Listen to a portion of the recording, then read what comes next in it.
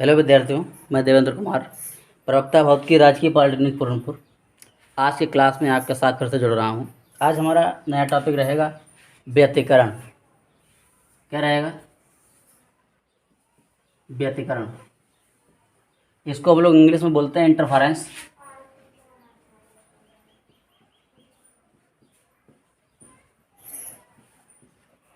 व्यतिकरण व्यतिकरण बच्चों क्या होता है, इसको समझने के लिए आपको बताते हैं डेफिनेशन क्या होती है, इसकी परिभाषा क्या होती है। देखिए, जब दो समान आवृत्ति और दो समान आयाम की, ठीक है, एम्पलीट्यूड भी इक्वल होगा और उसकी फ्रिक्वेंसी भी क्या होगी, समान होगी। जब दो समान आवृत्ति की क्या क्या चीज़ समान होगी? समान आवृत्ति। समान क्या क्या है? आवृत्ति समान है और क्या समान है? आयाम समान है। ठीक, आवृत्ति मीन्स क्या होता है? फ्रीक्वेंसी। और आयाम क्या होता है? एम्पलीट्यूड। जब आवृत्ति और आयाम दोनों समान है कि दो तरंग हैं, कितने तरंग हैं? दो तरंगे।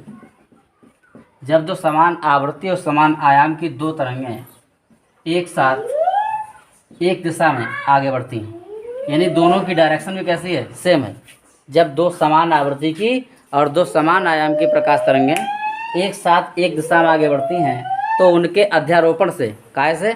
उनके अध्यारोपण से। अध्यारोपण का मतलब क्या होता है? मिलना। तो उनके अध्यारोपण से एक नई तरंग बन जाती है जिनकी तीव्रता, फ्रिक्वेंसी कुछ बिंदुओं पर न्यूनतम होती है और कुछ बिंदुओं पर अधिकतम होती है। ये घटना ही बच्चों क्या कहलाती है? व्यतिकरण यानी इंटरफेरेंस कहलाती है।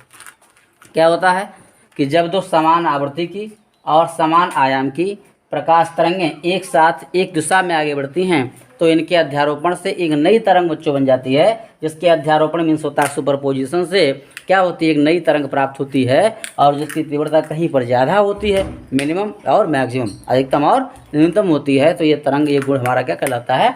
जो हमारा है व्यतिकरण कहलाता है। ठीक है बच्चों। अब व्यतिकरण यानी इंटरफेरेंस बच्चों दो प्रकार का होता है। कितने प्रकार का होता है? दो प्रकार का होता है। पहला कौन सा होता है? पहला नंबर 1 होता है संपोषी। कौन सा होता है बच्चों? संपोषी।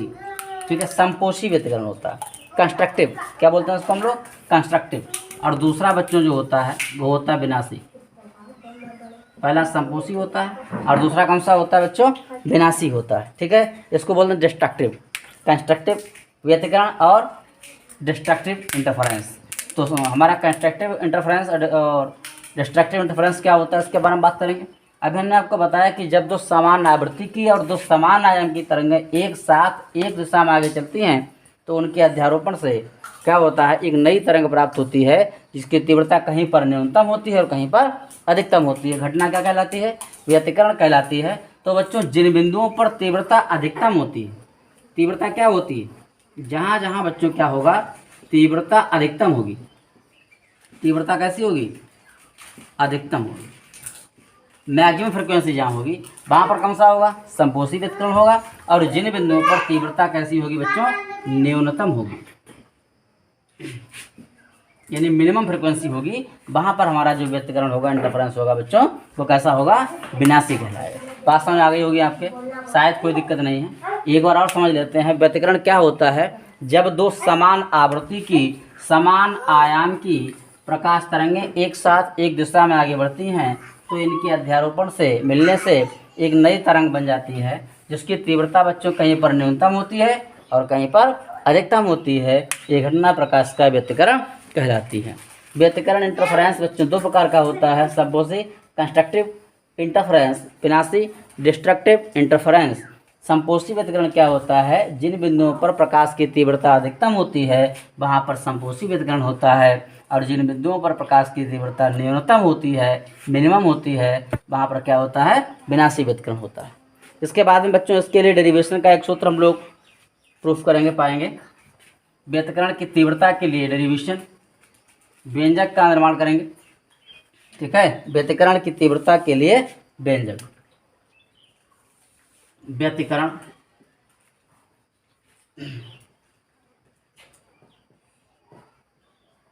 व्यतिकरण की तीव्रता के लिए व्यंजक। ठीक है, डेरिवेशन ऑफ फ्रिक्वेंसी इंटरफेरेंस। ठीक है, तो इसकी तीव्रता के लिए हम लोग डेरिवेशन का निर्माण करेंगे। तो हमने मान लिया हमारे पास बच्चों दो तरंगे हैं जिनके आयाम यानी एम्पलीट्यूड स्मॉल a1 है और स्मॉल a2। पहले का कितना आयाम है, a1 है, दूसरी कितना है, a2 है। और जो दो प्रगामी तरंगे हैं वो एक साथ एक दिशा में आगे बढ़ रही हैं, जिनके बीच का कलांतर क्या होता है, path difference, sorry phase difference. कलांतर, ये कलांतर है, कलांतर इसको बोलते हैं फेज डिफरेंस। तो इनके बीच का कलांतर कितना है बच्चों, फाई है। ठीक है, और जिनके विस्थापन डिस्प्लेसमेंट y1 और कितने हैं, y2 है। पर ध्यान देते हैं, हमने माना हमारे पास दो आयाम कौन कौन से, a1 और a2 की दो तरंगें हैं जो एक साथ एक दिशा में आगे बढ़ती हैं, जिनके बीच का कलांतर कितना है, फाई है, और जिनके विस्थापन y1 और y2 हैं। कोई दिक्कत नहीं आता है। तो हम बात करेंगे बच्चों आगे क्या आता है। ध्यान रखते हैं डेरिवेशन थोड़ा सा लॉन्ग हो जाता है, इसको थोड़ा समझना है बच्चों। ठीक है, तो पहले विस्थापन की बात करेंगे। तो सूत्र आपको पता ही है, y बराबर होता है a साइन ओमेगा टी। ठीक है, और इसी क्रम में एक बार और लिख लेते हैं, y बराबर a साइन, अब ये ओमेगा टी तो था, कलांतर यानी फेज डिफरेंस कितना था, फाई था, तो इसमें फाई की और वृद्धि हो जाएगी। ठीक है, ऐड हो जाएगा, तो कितना होगा, y बराबर ये sine omega T plus phi. पहले के लिए 1 1 और सेकंड के लिए क्या कर दिया हमने, 2 2 कर दिया। ये समीकरण हमारी 1 बन गई, ये समीकरण हमारी 2 बन गई।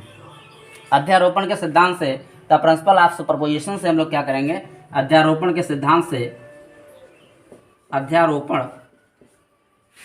के सिद्धांत से, बाय प्रिंसिपल ऑफ सुपरपोजिशन, अध्यारोपण के सिद्धांत से क्या होगा, फ्रॉम इक्वेशन 1 एंड 2 क्या होगा, जो परिणामी विस्थापन है, ठीक है, total displacement y equal to क्या आएगा, y1 प्लस y2। क्या आएगा बच्चों, y1 प्लस y2। एक और दो को जोड़ देते हैं, ऐड कर देते हैं, क्या स्थिति बनती है, y इक्वल टू क्या आएगा, वैल्यू पुट कर दीजिए a1 sine omega T, plus लगा दीजिएगा, प्लस y2 की वैल्यू पता है आपको है कितनी होगी, a2 sign omega T plus five. कोई दिक्कत नहीं है, इसको हम लोग देख लेते हैं क्या होता है आगे। y equal to a1 sine omega T plus a2 से कोई लेना देना नहीं है, थोड़ा सा लॉन्ग कर देते हैं। ये हमारा साइन a प्लस बी का फार्मूला बन गया। ये वाला टर्म जो है वो a है और ये वाला टर्म क्या है बच्चों, v। तो साइन a प्लस बी का फार्मूला आपको पता ही है। साइन a प्लस बी का फार्मूला यहाँ पे नोट कर देते हैं, sine a plus v formula जानते होंगे क्या होता है, sine A cos B plus cos A sine B. हमारे पास ए भी नहीं है, हमारे पास ए की जगह पर क्या है, ओमेगा टी है, और बी की जगह पर क्या है, फाइव। तो इसको जरा खोल दीजिए, क्या होगा, साइन ए मीन्स क्या हुआ, omega T, into cos B cos five plus cos A sine B. तो कितना हो जाएगा, कॉस ए की जगह पर हमारे पास ओमेगा टी था, बी की जगह पर क्या था, फाइव था, तो कॉस ए की वैल्यू क्या है, omega T into sine B की वैल्यू क्या आएगी, साइन फाइव। यहाँ तक कोई प्रॉब्लम नहीं होगी यहाँ तक।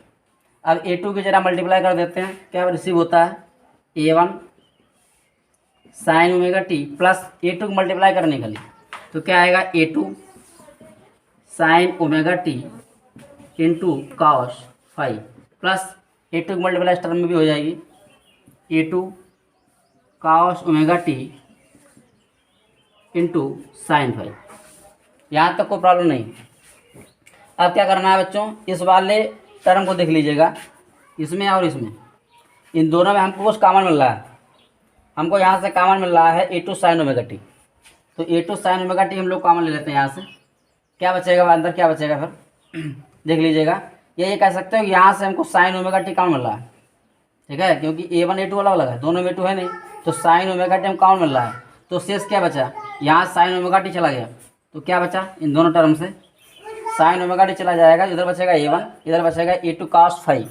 तो क्या बचेगा, लिख लेते हैं a1 कितना प्लस साइन तो बाहर ले लेंगे, आगे प्लस a2 और क्या बचा, कॉस फाइव बाहर क्या मिला हमको, साइन ओमेगा टी। इसको पहले लिखा जा सकता है, कोई प्रॉब्लम नहीं है। प्लस नेक्स्ट टर्म को देखते हैं, इसमें ज़रा देख लीजिएगा, जैसे कि हमने cos फाई वाला टर्म अंदर किया था, तो ऐसे ही cos के साथ में देख लीजिए अगला हमारा टर्म जो है वो साइन के साथ फाई आ रहा है, तो फाई वाला टर्म हमको अंदर कर लेना है, बाकी ओमेगा वाला बाहर लेना है। तो इसको हम लिख सकते हैं A2 साइन फाई, बाहर क्या मिलेगा हमको, cos ओमेगा टी। ठीक है, यहाँ तक कोई प्रॉब्लम है नहीं। ये वैल्यू आ रही है वाई की, तो हमारा टोटल डिस्प्लेसमेंट था। ठीक है, सुपरपोजिशन के अकॉर्डिंग। तो ये हमारा कोई सा 1 2 के बाद थर्ड इक्वेशन बन जाएगा हमारा, ये इक्वेशन बन गया हमारा थर्ड। ठीक है, यहाँ से हम कुछ वैल्यू इसकी मान लेते हैं, ये आप नोट कर लिया होगा। नेक्स्ट में क्या होता है देखिए जरा, फ्रॉम इक्वेशन थर्ड क्या होगा बच्चों, थोड़ा ध्यान देना आपको, देखिए ध्यान से। इस इक्वेशन को थोड़ा सही कर लेते हैं क्योंकि ये सॉल्व नहीं हो सकती इस तरीके से। तो क्या करेंगे बच्चों, हम मान लेते हैं, लेट मीन्स होता है माना, जो ब्रैकेट वाला हमारे पास जो भी टर्म था उसको हम लोग मान लेते हैं। माना A1 प्लस कितना था, A2 cos phi, A2 cos phi. अब ये cos था हमारे साथ, तो हम लोग उसको cos थीटा ले लेते हैं। तो ये हमने ले लिया A कैपिटल ले लिया cos थीटा, इसको भी कोई समीकरण बना देते हैं। मान लिया 4 बन गया।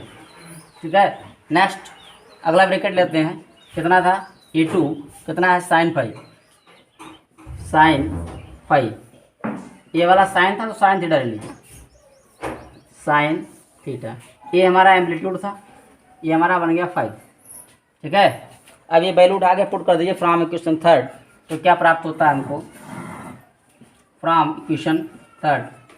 ठीक है, putting this value in equation third, then we find y equal to, पहले क्या था A1 plus A2 cos phi, इसकी जगह वैल्यू हमारे पास आ गई ये cos थीटा, तो यहाँ लगा दीजिएगा, क्या आएगा A capital cos theta into क्या आएगा साइन ओमेगा टी, प्लस लगा दीजिएगा।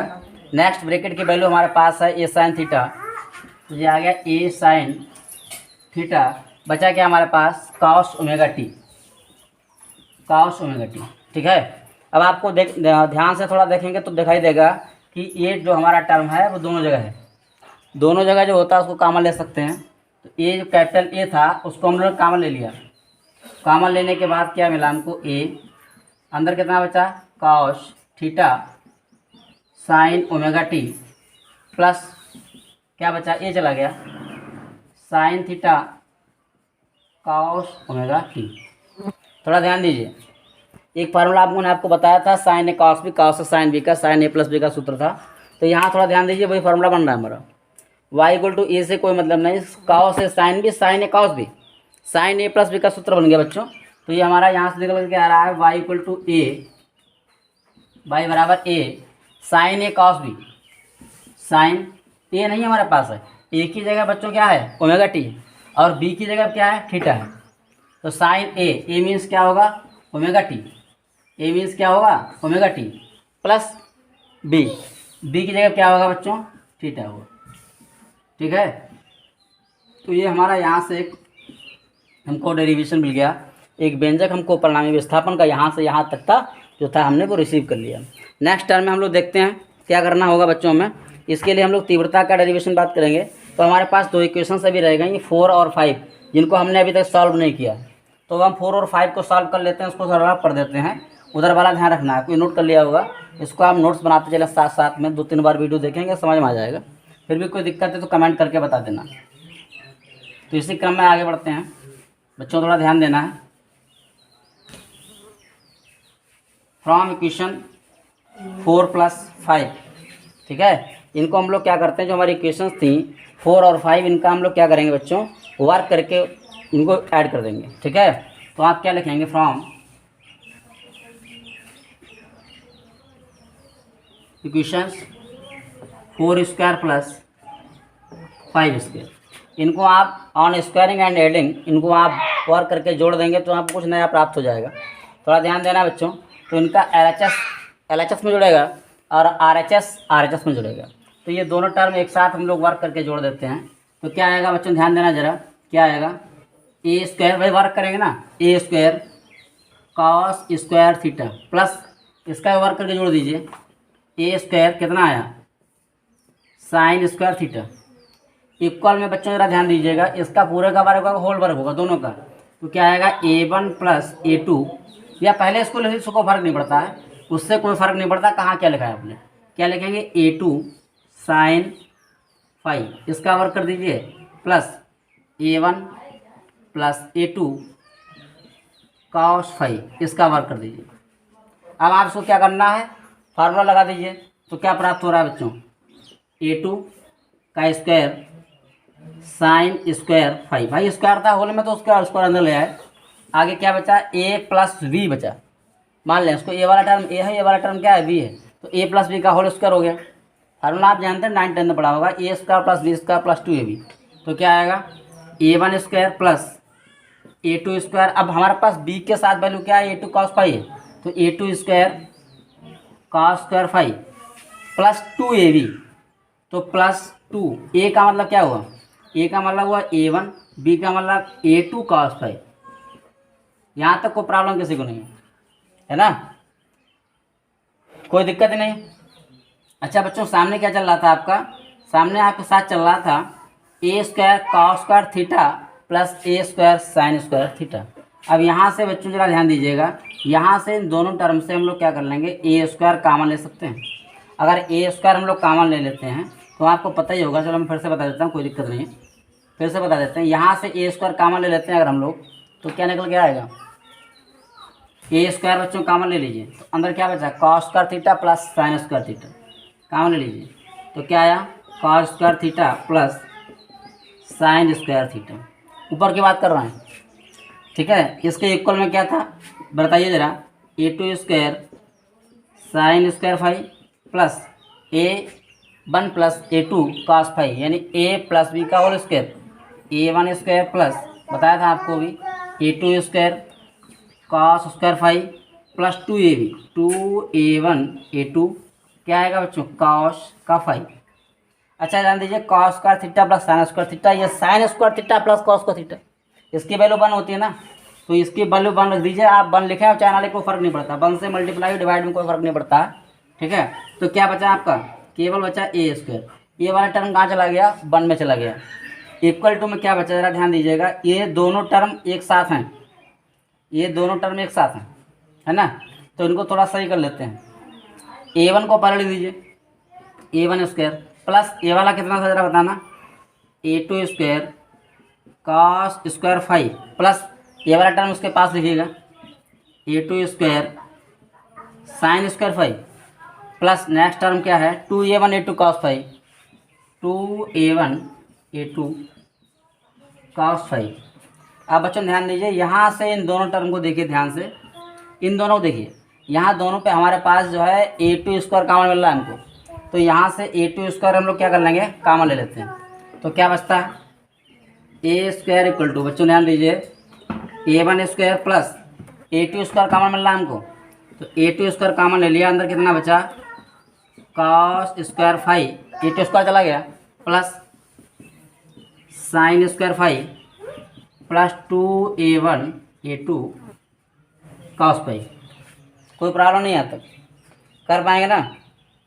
अब नेक्स्ट में क्या करते हैं ये वैल्यू फिर से 1 हो गई बच्चों ये वैल्यू जो फिर से 1 हो जाती है तो क्या बचता है देखिएगा A square equal to A1 square plus A2 square plus अच्छा ये 1 होगा तो लिखने की आवश्यकता नहीं कोई 1 से मल्टीप्लाई करेंगे फर्क ही नहीं पड़ेगा प्लस 2a1 a2 क्या आया बच्चों कॉस फाइव ये फार्मूला बन गया हमारा ठीक है। इसको आप कोई सा नाम दे दीजिएगा इक्वेशन 5 के बाद 6 कर लीजिए इसको ठीक है जानकारी बना देते हैं इक्वेशन को। नेक्स्ट में क्या करते हैं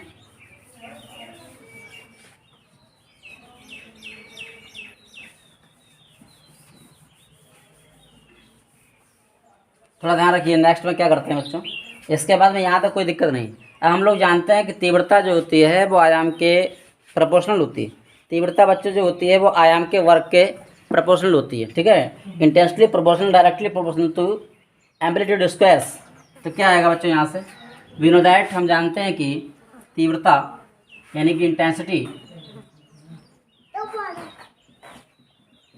इंटेंसिटी प्रोपोर्शनल एम्पलीट्यूड स्क्वायर्स, ठीक है। तो एम्पलीट्यूड कर लीजिएगा, ऐसे कर सकते हैं।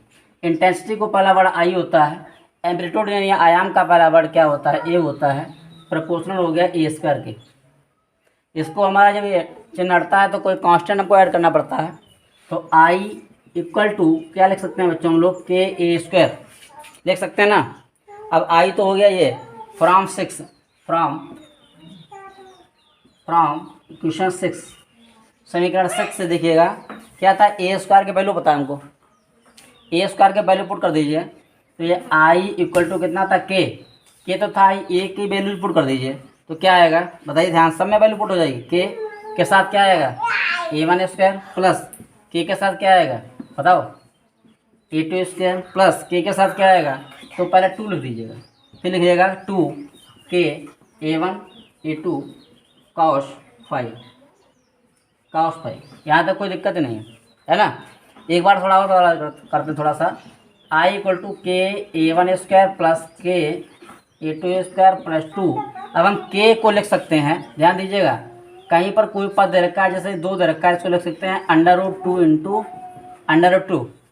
इसी प्रकार के को बच्चों लिखा जा सकता है √k इंटू √k। तो के को हम 2 बार लिख लेंगे, क्या लिख लेंगे, √k इंटू √k, क्या आएगा √k इंटू √k, क्या बचा A1 A2 cos 5। कर पाएंगे, यहाँ तक कोई प्रॉब्लम नहीं है ना, कर सकते हैं यहाँ तक। अब आपको पता ही है, हमने बताया था कि जो इंटेंसिटी होती है वो आई इक्वल टू क्या होता है, के ए स्क्वायर होता है ना, के ए स्क्वायर होता है। तो इसी क्रम में ये जब के ए स्क्वायर हो सकता है तो ये हो जाएगा, के ए होता तो के ए स्क्वायर हो जाता, 1 है तो ये क्या बन जाएगा, जब के ए स्क्वायर बराबर आई है तो के स्मॉल A1 स्क्वायर क्या होगा, I1 हो जाएगा ना। तो क्या है, इसको लिख सकते हैं आई इक्वल टू कितना, I1 स्क्वायर लिख सकते हैं ना, कितना लिख सकते हैं, I1 स्क्वायर प्लस किसको लिख सकते हैं, के A2 को क्या लिख सकते हैं, I2 स्क्वायर प्लस 2, इसको हम लिख सकते हैं 2, ये जो हमारा A1 था वो K1 के पास लिख सकते हैं, A2 को K2 के पास लिख सकते हैं, A1 √k, ये हो गया A2, इसको लिख सकते हैं √I1 √I2, √I1 √I2, ये हो गया बच्चों cos 5। यहाँ तो कोई प्रॉब्लम नहीं ना, कर पाएंगे नहीं कर पाएंगे, ठीक है। तो ये हमारा एक फार्मूला प्राप्त हो गया हमको, जो हमारा टोटल इंटेंसिटी की वैल्यू को शो कर रहा है। क्या निकल के आ रहा है यहाँ से, थोड़ा ध्यान दीजिएगा, साफ दिख रहा है ना,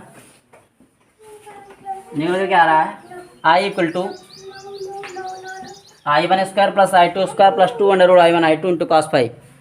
कर पाएंगे यहाँ तक, कोई दिक्कत नहीं ना। तो ये हमारा फाइनली जो था इंटेंसिटी का फार्मूला निकल करके यहाँ से आ रहा है बच्चों, इसको नोट कर लीजिएगा, ठीक है।